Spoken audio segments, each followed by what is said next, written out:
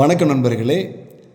12/7/2026 we the leaders இயக்கத்தின் சார்பாக போதையில்லா பொள்ளாச்சி அந்த மாநாட்டில் நான் கலந்துக்கிட்டேன். ஒரு சில நண்பர்கள் மாநாட்டில் ஒரு 10,000 சேர்ஸ் தான் போட்டிருந்தாங்க அப்படின்னு சொல்லிக்கிறீங்க. மாநாட்டுடைய பந்தலுக்குள்ளே நான் இருந்தேன். அங்கே இருந்த அனைத்து நண்பர்களும் கண்டிப்பாக தெரிஞ்சிருக்கும். குறைந்தபட்சம் 25,000 சேர்ஸுக்கு மேலே இருந்ததுன்னு. இடம் கிடைக்காதவங்க சைடில் நின்றுட்டு இருந்தோம். மாநாட்டுக்கு வெளியில் பயங்கர க்ரௌடு. வீத லீடர்ஸ் இயக்க நண்பர்கள் ஸ்டேஜில் பேசிகிட்டு இருக்கிறாங்க, கூட்டம் வந்துக்கிட்டே இருக்குது. நாங்கள் அப்போலாம் நாங்கள் வெளியில் நின்றுட்டுருக்குறோம். தம்பி திரு அண்ணாமலை அவர்கள் வராருன்னு சொல்லி நாங்கள் எல்லாருமே லைன் ஃபார்ம் பண்ணி நின்றுட்டுருக்குறோம். க்ரௌடு வந்துக்கிட்டே இருக்குது, இடமே இல்லை. இதுதான் உண்மை. மாநாட்டை சுற்றி எங்கே பார்த்தாலும் பஸ்ஸு, காரு, இதுதாங்க உண்மை. லட்சக்கணக்கான கூட்டங்க, இதுதான் உண்மை. நீங்கள் நல்லா அந்த வீடியோ பார்த்தீங்களா தெரிஞ்சிருக்கும். தம்பி திரு அண்ணாமலை அவர்கள் மாநாட்டு என்ட்ரன்ஸுக்கு வராரு, ஸ்டேஜுக்கு வராரு. அந்த என்ட்ரன்ஸ் ஸ்டேஜுக்கு எப்படி வராருங்கிறது அந்த வீடியோ முழுசாக பார்த்தீங்களா, ஓரளவு க்ரௌடை பற்றி நீங்கள் கண்டிப்பாக கால்குலேட் பண்ணியிருப்பீங்க. இந்த வீத லீடர்ஸ் இயக்கத்துக்கு பார்த்தீங்கன்னா பொறுப்பாளர்களே நியமிக்கலை. அப்புறம் எப்படி இவ்வளோ கூட்டம் அப்படிங்கிற ஒரு கேள்வி.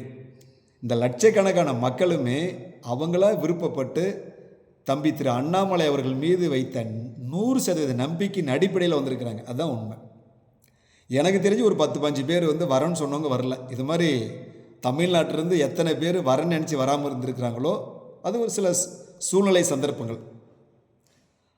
ரொம்ப மகிழ்ச்சியாக இருந்ததுங்க. தம்பி திரு அண்ணாமலை அவர்கள் ஸ்டேஜில் மக்களுக்கு எப்படி நன்றி கடன் செலுத்தினான்னு பாருங்கள்.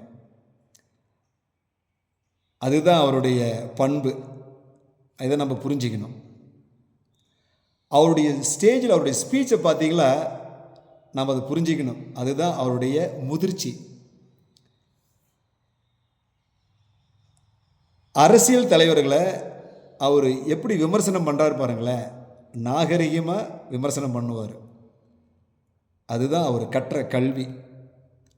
ஸோ இப்படியாப்பட்ட ஒரு மாபெரும் தலைவர்